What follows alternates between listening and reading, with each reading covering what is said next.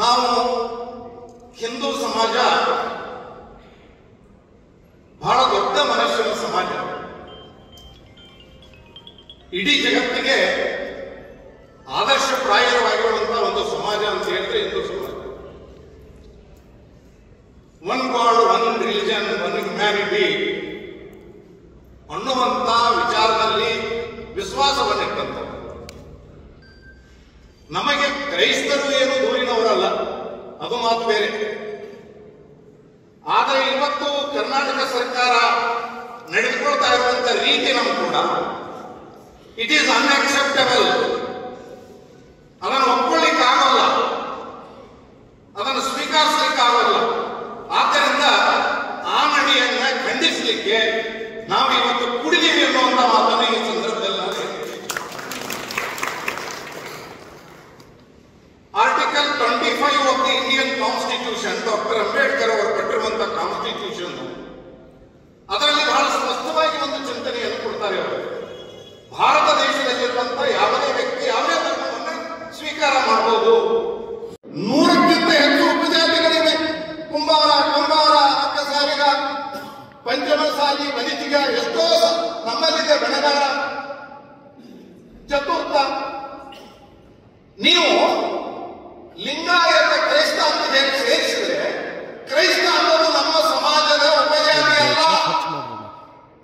ಕುರುಬ ಕ್ರೈಸ್ತ ಅಂತ ಹೇಳಿದ್ರೆ ಕುರುಬ ಸಮಾಜದಲ್ಲಿ ಯಾವುದೇ ಉಪಜಾತಿ ಕ್ರೈಸ್ತ ಇಲ್ಲ.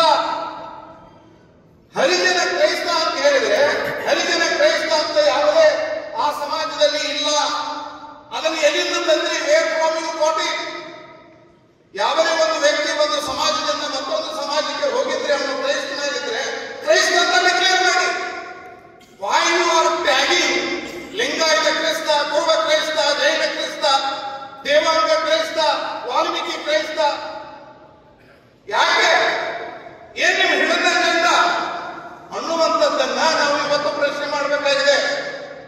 ಆದ್ದರಿಂದ ಇವತ್ತು ಹಿಂದೂ ಸಮಾಜ ಶಾಂತಿಯನ್ನ ಬಯಸುವಂತ ಸಮಾಜ, ಯಾವಾಗಲೂ ಎಲ್ಲರನ್ನ ಅಪ್ಪಿಕೊಂಡು ಬದುಕಿದಂತ ಇಡೀ ವಿಶ್ವದಲ್ಲಿ ಅದ್ಭುತವಾಗಿರುವಂತ ಯಾವುದಾದ್ರೂ ದೇಶ ಇದ್ರೆ ಅದು ಭಾರತ ದೇಶ ಅಂತ ನಾನು ಹೆಮ್ಮೆಯಿಂದ ಹೇಳಿಕ್ಕೆ ಇಷ್ಟಪಡ್ತಾ ಇದ್ದೇನೆ. ಬೇರೆ ದೇಶದಿಂದ ಬೌದ್ಧರು, ಟಿಬೇಟ್ನಿಂದ ಲಕ್ಷಾಂತರ ಜನ ವಲಸೆ ಬಂದರು ಭಾರತಕ್ಕೆ 1960ರಲ್ಲಿ. ಎಲ್ಲ ಟಿಬೇಟಿಯನ್ಸ್ಗೆ, ಲಕ್ಷಾಂತರ ಜನರಿಗೆ ನೀವು ಮುಂಡೊಳಕ್ಕೆ ಹೋಗಿ ನೋಡಿ, a mini Tibet you will find in India. Bharat ದೇಶದಲ್ಲಿ ಮತ್ತೊಂದು ಟಿಬೇಟ್ ಅನ್ನ ಕೊಟ್ಟಂತ ದೇಶ ಯಾವುದಾದ್ರೂ ಇದ್ರೆ ಅದು ಭಾರತ ದೇಶ. ಇಡೀ ಬೌದ್ಧ ಧರ್ಮಕ್ಕೆ ಟಿಬೇಟಿಯನ್ನಿಂದ ಬಂದಂತ ಎಲ್ಲ ಮೌಲ್ಯಗಳಿಗೆ ಆಶ್ರಯವನ್ನು ಕೊಟ್ಟಂತದ್ದು ಧರ್ಮಸ್ಥಳ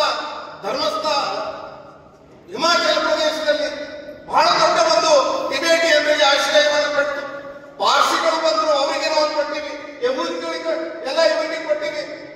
ದೇಶ ಈ ರೀತಿ ಬದುಕಿದಂತಹ ದೇಶ. ಆದ್ದರಿಂದ ನಾವು ಕ್ರೈಸ್ತ ಮತಕ್ಕೆ ವಿರೋಧವಾಗಿ ಅಂತಲ್ಲ.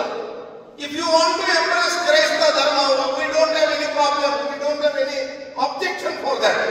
ಆದರೆ ಇದರಿಂದ ಏನಾಗುತ್ತೆ ಅಂತ ಒಬ್ಬರು ಪ್ರಶ್ನೆ ಕೇಳಿದ್ರು ನನಗೆ, ಸರ್ ನೀವು ಅದಕ್ಕೆ ಯಾಕೆ ವಿರೋಧ ಮಾಡ್ತಾ ಇದ್ದೀರಿ ಅಂತ ಹೇಳಿ. ಒಂದು ಸಣ್ಣ ಉದಾಹರಣೆಯನ್ನು ಹೇಳಿಕ್ಕೆ ಇಚ್ಛಪಡ್ತಾ ಇದ್ದೇನೆ. ಪರಿಶಿಷ್ಟ ಜಾತಿ, ಪರಿಶಿಷ್ಟ ಜನಾಂಗ ವಾಲ್ಮೀಕಿ ಕ್ರೈಸ್ತ ಅಂತ ಮಾಡಿದ್ದಾರೆ. ಆ ವಾಲ್ಮೀಕಿ ಕ್ರೈಸ್ತ ಅಂತ ಡಿಕ್ಲೇರ್ ಮಾಡಿದ ನಂತರ ಯಾರು ಡಿಕ್ಲೇರ್ ಮಾಡ್ತಾರೆ ಇದನ್ನ? ಬ್ಯಾಕ್ವರ್ಡ್ ಕಮಿಷನ್ ಅಂತ ಇರುತ್ತೆ.